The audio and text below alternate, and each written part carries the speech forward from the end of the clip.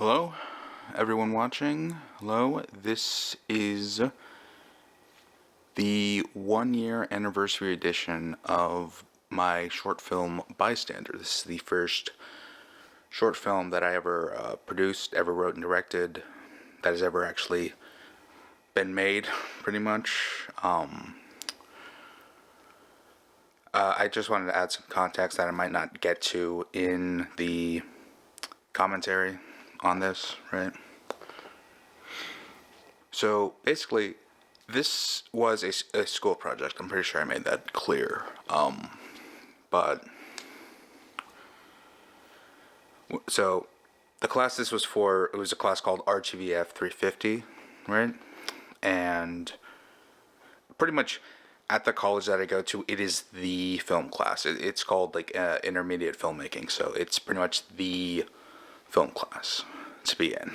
It's split into 3 major projects, and the first of which it was called the Emotional Minute. So that's basically 1 minute long short film, no dialogue. Everyone has to do this. You just have to convey like a specific emotion, right, through the short film. But that was the first project. The second project was what we spent most of the semester actually doing, which is the primary film. There were 3 of them, and I worked on one of them as a co-editor. Yeah. But the third one was called the secondary film, and that's what Bystander is. And the secondary film,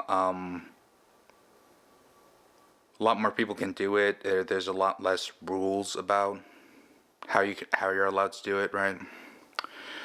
And so that's why I did it. For example, the primary film in this class, you can't have anyone who's on the crew on camera. And for this film, we had a lot of people who were on the crew actually on camera. There was like 6 of us, including me. Crew of 6 people, and 4 of that crew was on camera. So yeah. God, I am so thankful for that crew. We were assembled at the very, very last minute. God, speaking of last minute, this film was made in, I want to say, 3 days.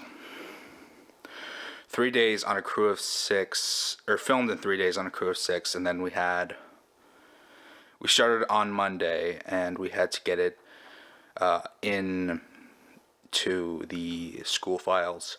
We had to upload that the next Monday. So we filmed Monday through Wednesday, and then I spent the rest of the time editing.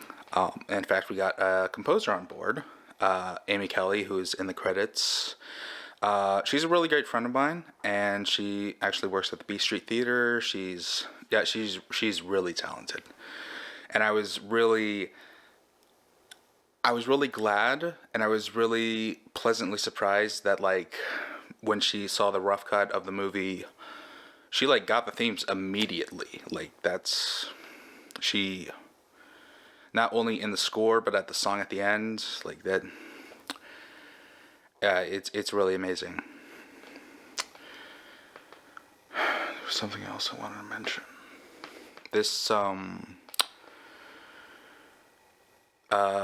recording this before this is uploaded, obviously, but this should be uploaded December 13th, which is the anniversary of the date that it actually screened. This actually opened for the screening. We pre-watched them in the class, and then we would basically vote on the order of which films would be screened first and last, right? And this one was chosen as like the opener because of the message it has and everything. This intro is probably getting a little too long, but like, yeah, I just wanted to say, like, that dedication at the end, that still stands. I would not be close to where I am without this class or the prerequisite to the class. Just like, I've met so many amazing people at this college, and I'm actually finishing up my last term before I transfer. And I just want to say, like, thank you so much. And I do just want to say, just very quickly, that I do intend to make more short films next year. It kind of sucks that I didn't make as much short films or content or whatever in the year since this has been made. It's I don't know it. All right, so let's get into Bystander director's commentary.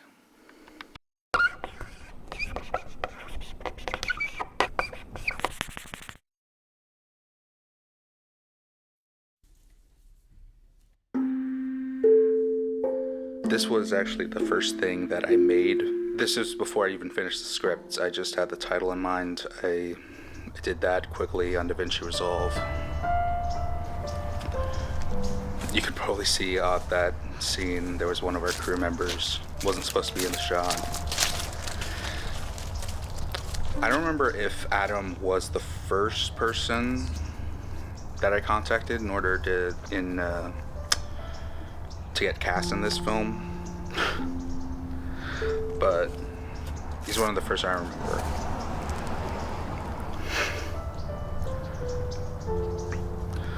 So there were a lot of audio issues, especially with the first minute or so of the film. I was not familiar with how to correct audio at the time. A lot of it, I was still. Step onto the train. I have 2 hours to get to the I was still office. new-ish to audio design and editing the whole thing. Right.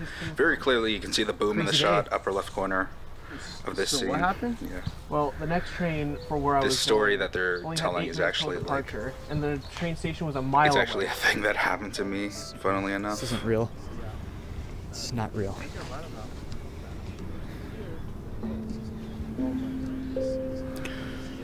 Yeah, I don't know why I chose to do the red glass. I just needed something like mysterious for it. This was the first scene we shot, the basketball scene. The guy in the white shirt, he isn't a character in the movie. He was just there the day we were filming, so we thought like,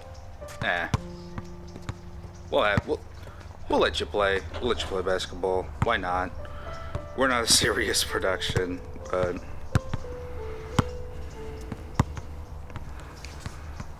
Yeah.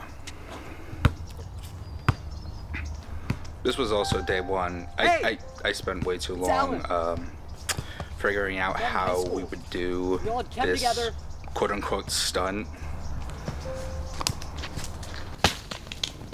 Yeah. Basically, yeah. Also, I bought the cheapest soda, sparkling water thing that I could imagine. Because I knew we'd be throwing a lot of those just for that one shot. Filming here was in my head since I wrote the script. Since before I wrote the script. I knew I wanted to do something here for my secondary project. It's just a really nice place in the city. Can't see me either. I know I can.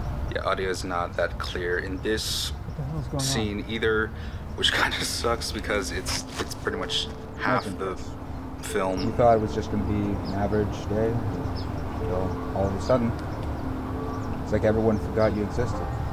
You know. Who are you? Yeah, this film is really personal to me, what obviously. the hell's happening to me? Well, you changed. You're what we call a bystander. Yeah, the secondary project isn't actually like...